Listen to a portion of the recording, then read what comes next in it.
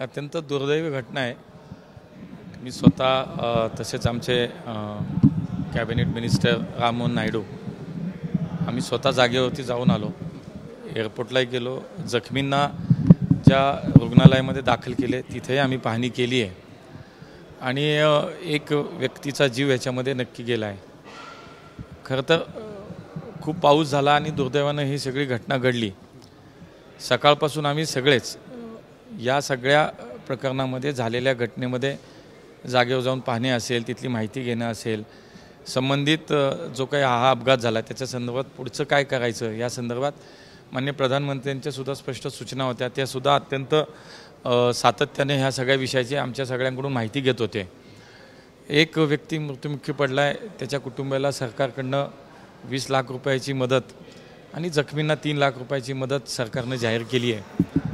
साधारणतः जर आपण पाहिलं तर या सगळ्या प्रकरणामध्ये आता DGCAच्या मार्फत आम्ही चौकशी समिती नेमली आहे आणि याचा रिपोर्ट आल्यानंतर पुढची कारवाई काय करायची हे ठरवू। 2008-9 साली बांधण्यात आलेलं हे टर्मिनल, त्याचं छत ते आज कोसळलं आहे। आता पुढच्या या सगळ्या काळामध्ये निश्चितपणे देशातील सुद्धा सगळी टर्मिनलचं आत्ता स्ट्रक्चरल ऑडिटसुद्धा आम्ही करणार आहोत, तशी घोषणा आज या ठिकाणी केली। आज आता टर्मिनल 1चं जे काही नुकसान झाले ते काही पुढच्या काळामध्ये काही दिवस आता त्याचं काम चालणार आहे। त्यामुळे तिथे काही इंडिगो आणि स्पाइस जेटचीच उड्डाणं होत होती, ती आता टर्मिनल 2 आणि टर्मिनल 3ला आपण ती शिफ्ट केलेली आहे।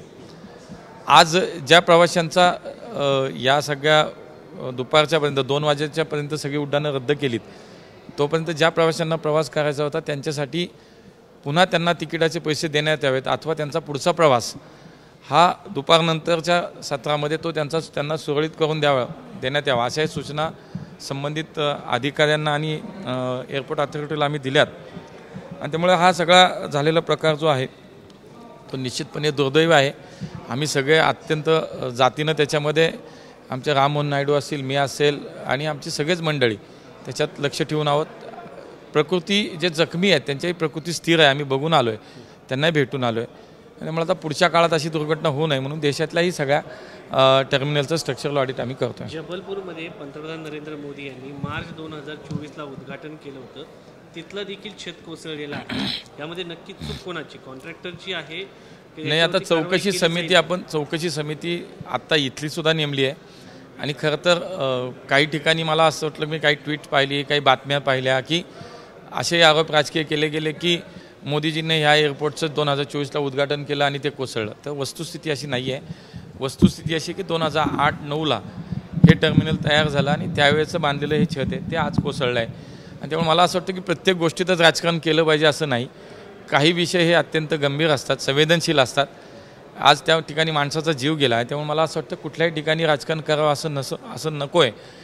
पण आम्ही सगळे निश्चितपणे गंभीर आहोत, भविष्यात अशी घटना घडणार नाही याची काळजी घेतो। जबलपूरचं जे उद्घाटन केलं होतं त्या संदर्भात बोलतायत मोदींनी जबलपूरचं 2024 मी माहिती घेतो, कारण शेवटी काय आहे की काम ज्यांनी केलं, जे कोण कॉन्ट्रॅक्टर असतील, कोण कंपनी असेल, त्याची चौकशी एकदा पूर्ण होईल आणि संबंधित कोण असेल त्याच्यावर 100% कारवाई होईल।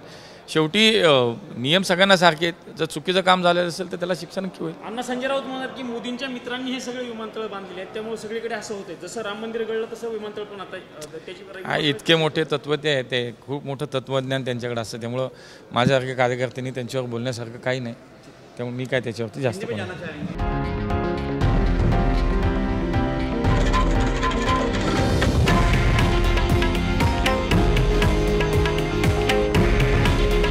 हे आहे देशातील नंबर 1 न्यूज नेटवर्क आणि आपण पाहत आहात TV9 मराठी।